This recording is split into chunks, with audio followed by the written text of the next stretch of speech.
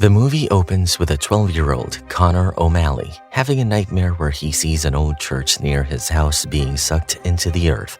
He desperately clutches his mom's hands to prevent her from plummeting to her death, but he loses grip and she falls into the hole, making Conor gasp for air as he wakes up with a start. He shivers and wipes off his tears, still trying to catch his breath, and realizes it was a nightmare. He looks at the clock, which shows 7 past midnight, and walks by the window to stare at the old church he just saw in his dream and the yew tree near the church that looks differently from other trees. Conor lives with his terminally ill mother and handles all the household chores. Every morning he gets ready, prepares his breakfast, does the laundry, and before leaving for school, he checks on his mom, who sleeps most of the time. Conor keeps to himself at school and mostly spends his time drawing in his textbooks, an art he learned from his mother, and because of his reclusive nature, he is often subjected to bullying by a bunch of classmates. But he finds solace in his mom's company, so when he returns home from school and sees his mom has bought out his grandpa's old projector, Conor snuggles up with her to watch the King Kong movie. That evening, while sitting at his study table, trying to think of something to sketch, he hears his name but thinks nothing of it and continues drawing the yew tree and the church. Once the clock strikes 7 past 12, Conor feels a breeze, making the pen on his table roll down and towards the window.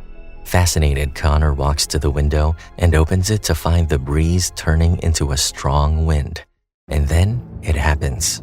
The yew tree suddenly comes to life, starts uprooting, and transforms into a contorted monster with lava veins and glowing eyes. The monster lumbers towards Conor's house, and upon reaching his window, the monster declares it has come for him. But seeing Conor is not afraid of it, the monster grabs him and proclaims it will tell Conor 3 stories in his future visits, and when he is finished, Conor must tell the monster a 4th tale. Conor doesn't understand when the monster says the 4th story will be the truth he dreams about. Conor suddenly comes back to his senses and finds himself still sitting at his study table. Frightened by the seemingly real nightmare, Conor climbs into his mom's bed to snuggle with her, finally feeling safe. The next morning, Conor goes to the nearby cemetery to look at the yew tree, and as he approaches the gate, it opens on its own with a gust of wind, but one might think otherwise. Conor doesn't feel right going in by himself and closes the gate before returning home. Back home, he finds his grandmother has come to visit and has bought wigs for her daughter. Conor is not willing to accept that his mother's condition is deteriorating day by day, so when his grandmother comes to talk to him about moving in with her, Conor refuses to listen to her. His relationship with his grandmother is strained because she keeps her distance, and one might even find her cold towards Conor. That night, he takes the couch after giving up his room to his grandmother, but is again awakened by the recurring dream. And as soon as it strikes 7 past 12, all the things on the floor start rolling towards the door. Conor opens the door to find Optimus Plank outside, who has come to tell him the first tale of a wicked queen that it made sure was never seen again. He envelops Conor with its branches and asks him to look into his imagination when things start to take perspective. Long ago, before it became the town they live in, it was a kingdom. The king had lost all 3 of his sons to battles with the giants, the dragons, and the armies of men led by great wizards. Unable to bear the loss of her sons, the queen soon passed away. The only remaining heir, the king's orphan grandson, was raised as a prince loved by its people. The king also remarried, and after some time passed, the king got ill, and a rumor spread about the queen being a witch who poisoned the king to take over the throne. A few weeks later, the king died, and the queen overtook the throne for a year because the prince was still too young to be declared the king. Time passed, and the prince fell in love with the farmer's daughter. Everybody was happy with their relationship, but the queen was enjoying being the queen, so she decided to marry her step-grandson to continue reigning. But the prince didn't appreciate the idea. He eloped with the farmer's daughter and reached the yew tree, where they decided to rest for the night. But the next morning, the prince found his beloved dead and blamed the queen.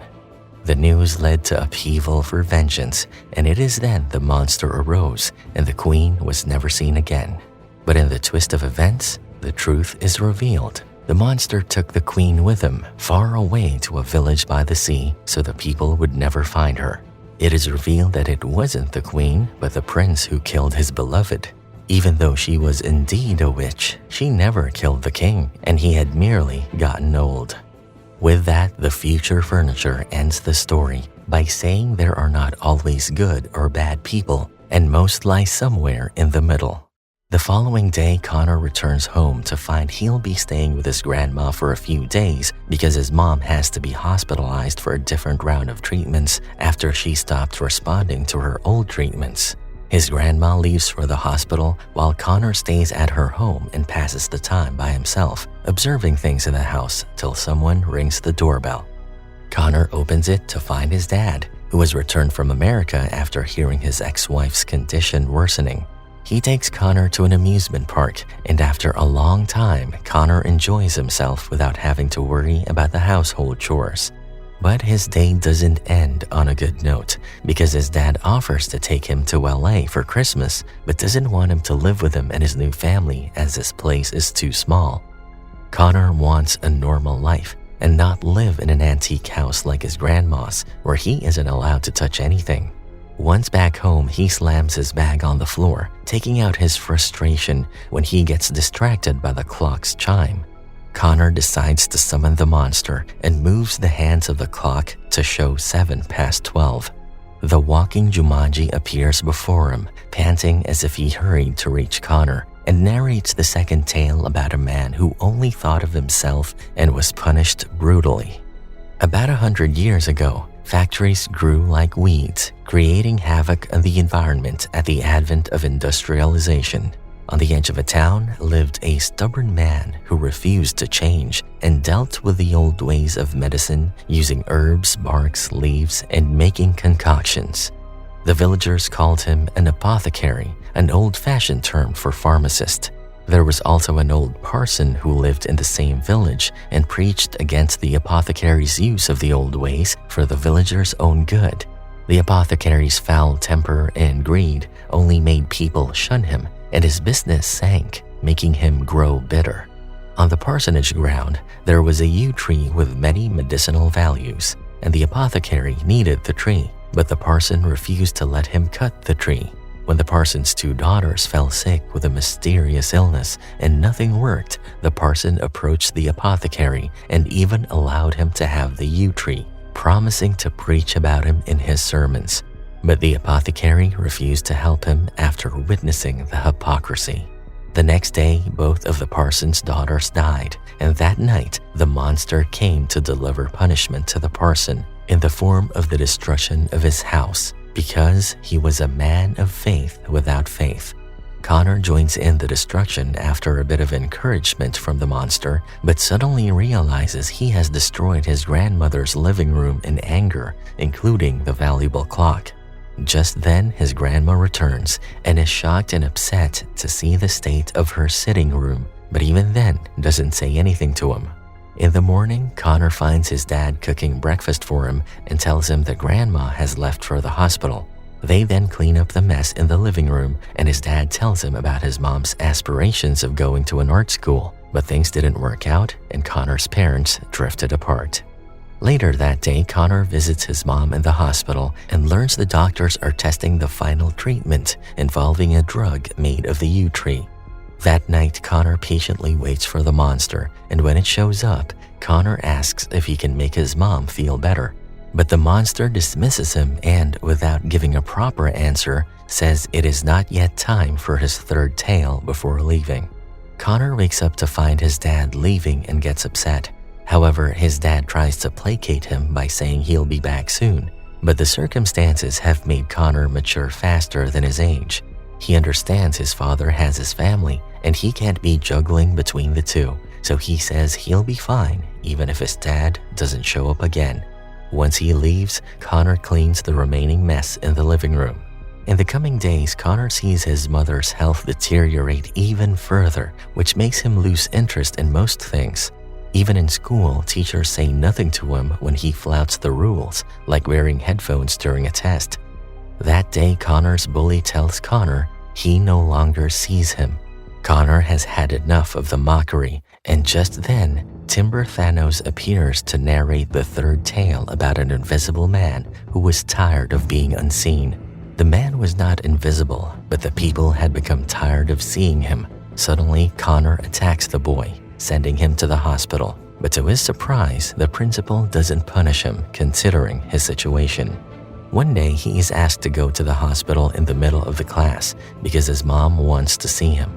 She finally reveals that the treatment is not working and he will have to be strong for what is to come. Conor is angry and runs to the yew tree and kicks it, asking it to wake up. And once it does, Conor yells at it for lying to him about healing his mom. But the monster reveals he didn't come to heal his mom, but him, and reminds him that it is time for Conor to tell the fourth tale. Conor is forced to live his nightmare again, and he sees his mom standing near the church till it collapses in the sinkhole. And Conor runs to save his mom, holding on to her hands, but soon loses the grip and his mom vanishes into the darkness. The monster declares the fourth tale is the truth about Conor and repeatedly demands he tells the truth or he will never leave this place. Conor pleads he can't, believing it would kill him, but the monster urges that not telling the truth would. After being pressured into speaking the truth, Conor finally admits he wants it to be over. Knowing that his mom was going to die, he wanted it to end, and in his nightmare, he let go of her hand, which fills him with guilt. Conor then falls into the sinkhole, but the monster catches him and commends him for telling the truth, calling it brave, and tells him it is only human to feel that way, even if he didn't mean to. Conor feels tired and says he has to go back to see his mom, but the monster urges him to sleep, assuring him there is still time and they both will see her that night. He also claims those will be the final steps the monster ever takes, but Conor is already asleep by then. Conor's grandma finds Conor sleeping under the yew tree that evening and immediately rushes him to the hospital, but gets stuck behind the barricade as the train approaches. Conor apologizes for destroying the sitting room and everything else, and his grandma forgives him. She adds that they are not the most natural fit, but they will have to learn to live with each other. They reach the hospital and Conor holds his mother's hands as her breath becomes restrictive. The monster appears at that time and Conor confesses he's afraid. The monster assures him he'll be there the entire time, and Conor embraces his mom, unable to hold back his tears. His mom looks at the monster and passes away exactly at 7 past midnight. The monster finally tells him the end of the fourth tale, where the boy holds his mother tight, and by doing so, he can finally let her go. It has been some days after his mom's passing, and one day when Conor returns to his grandma's place from school, she hands him the key to his mom's old room and tells him it will be his room now after it has been refurbished. Conor thanks her and goes to unlock the door and is overwhelmed by the sudden rush of emotions, seeing things that once belonged to his mom. There he finds his mother's childhood art book, which depicts the stories the monster told him, and a drawing of her childhood self sitting on the monster's shoulder, filling Conor's eyes with tears. And that's a wrap for this movie recap. Thanks for watching.